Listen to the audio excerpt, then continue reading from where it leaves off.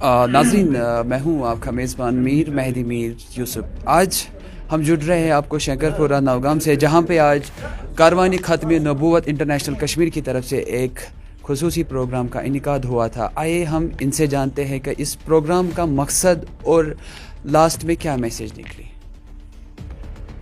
ان الحمد للہ حمدا کثیرا طیبا مبارکا فیہ۔ السلام علیکم ورحمۃ اللہ تعالی وبرکاتہ۔ وحدت امت کے عنوان سے جو آج یہ ایک محفل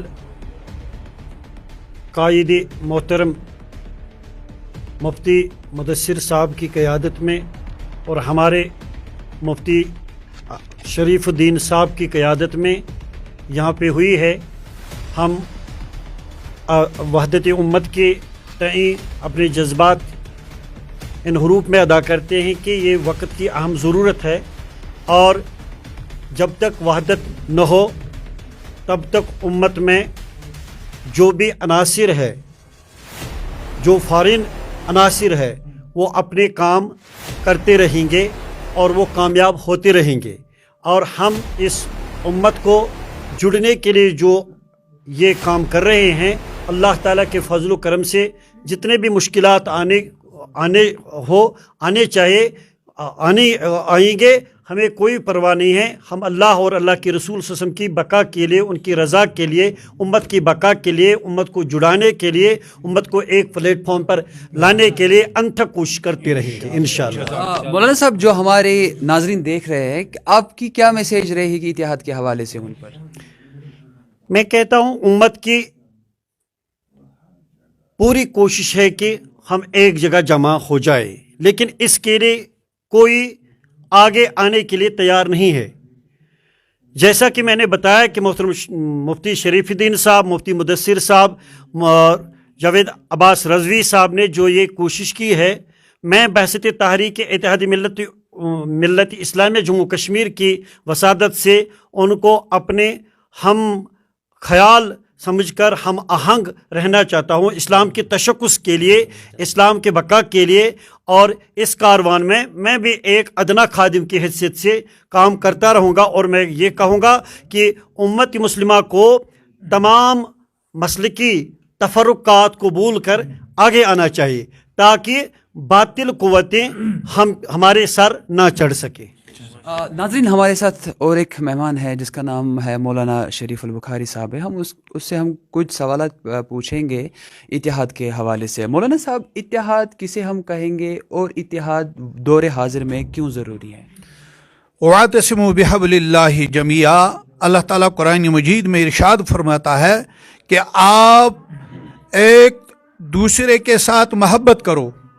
اللہ تعالیٰ ہم کو یہ سکھاتا ہے، اور سکھانے کے لیے اللہ تعالیٰ نے ہم کو محمد مصطفیٰ صلی اللہ علیہ وآلہ وسلم مرد کامل کو بھیجا، رسول کامل کو بھیجا، اور ان رسول کامل صلی اللہ علیہ وسلم نے ہم کو اتحاد پر بہت درس دیا۔ درس ضروری ہے، یہ اتحاد بہت ضروری ہے۔ جس قوم میں اتحاد ہو وہ قوم آگے بڑھتا ہے اور ترقی کرتا ہے، اور جس قوم میں اتحاد نہ ہوگا اور نہ ہو تو وہ قوم دن بدن ترقیوں سے اپنا ہاتھ دھو بیٹھتا ہے۔ لہذا اتحاد بہت ضروری ہے۔ اتحاد میں ہر ایک کو ایک دوسرے سے تعلق رہتا ہے۔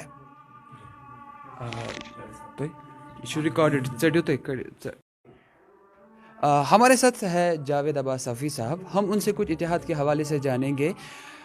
جاوید عباس صاحب، دور حاضر میں اس اتحاد کی ضرورت کیوں ہے؟ دیکھیے، ابھی جو ہے جتنے بھی پرفتن اور انتشاری عناصر ہیں وہ میدان میں کود پڑے ہیں اور سالہ سال سے میدان عمل میں ہیں۔ تو ابھی جس چیز کی کمی محسوس ہو رہی وہ ہماری ہے کہ جو قرآن کے داعی ہیں، رسول نازدین کے شیدائی ہیں، وہ میدان عمل میں نہیں ہیں۔